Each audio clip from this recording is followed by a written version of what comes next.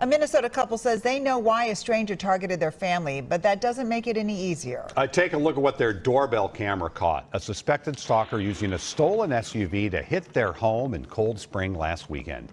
WCCO's David Schuman explains what may be behind the harassment one family says they faced.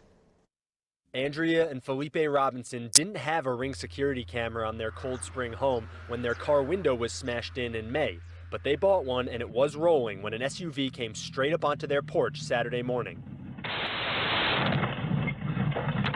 I'm still in shock. I can't believe this. Every day I just come out here and think it's a bad dream. Police say Benton Byer stole the vehicle and ditched it in front of the Robinsons' house after placing a large piece of granite on the accelerator. Hanging inside was a teddy bear in a noose.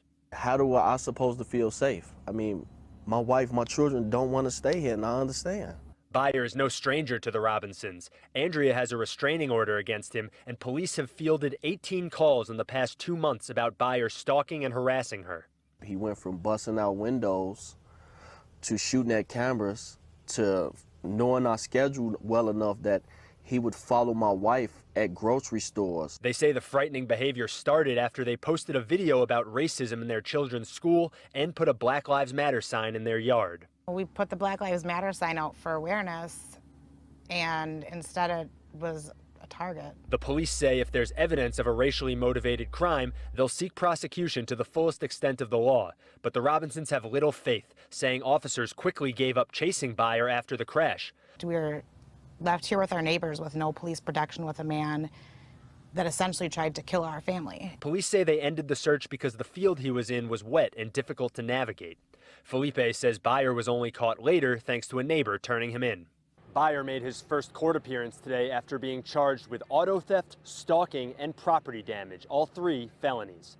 In Cold Spring, David Schuman, WCCO 4 News. Damage to Phil and Andrea Robinson's home in Cold Spring is plain to see. The why is somewhat of a mystery, according to Phil's father, Anthony. I was amazed and kind of like in shock because you don't normally hardly see this unless it's revenge. But they don't know the guy. In a Facebook post captioned, "How is this not assault?" the Robinsons posted the Ring camera footage of an unoccupied stolen truck slamming into their home. According to the criminal complaint, 32-year-old Benton Byer of Richmond took his roommate's truck and put a granite block on the gas pedal and let it rush toward the house as he ran to a nearby cornfield. What do a person does, not a color person, a person, when your home is being invaded? What is the obligation to yourself to protect your family now? In the aftermath photos the Robinsons posted to Facebook, you see the truck and a teddy bear left hanging in the cab. Yeah, it was the teddy bear hanging from the window with the noose. With a noose? With the noose around it. The Robinsons already had an order of protection against Byer, and they say they installed the Ring camera because he had driven past their home so often. City leaders were quick to say what happened does not reflect how the people of Cold Spring feel. The mayor of Cold Spring, Dave Heinen, issued a statement about this. He's going to read it during tonight's city council meeting here at City Hall. Part of it says racist behavior is harmful to our whole community as well. It is not right. It's not welcome here. I want to strongly reiterate the city of Cold Spring does not tolerate racism in any form. This is your home. This is the only place you're allowed to run to when chaos is on the outside. In Cold Spring, John Croman, KARE 11 News. The Cold Spring police chief said his department is still trying to determine whether this was a racially motivated crime.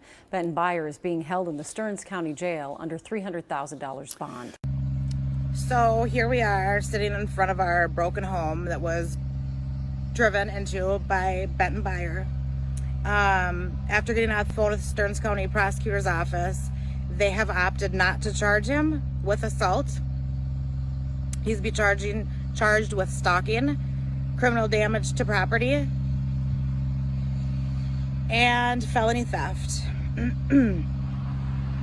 Their assault charges aren't standing because they don't feel they have enough proof that he intended to harm someone, although he drove an excursion into the front of our house with our vehicle sitting outside. He's very well aware of our schedule because he stalks us every day for the past 83 days. I need everyone watching this video to contact the Stearns County Prosecutor's Office, to contact every media organization, because we will be willing to speak, but to allow someone to drive into our house and leave a vehicle with a noose hanging in it, if that's not a clear enough message, I don't know what is. There was one intent, and that was to kill someone in my house. And for the grace of God, we're all sitting here today.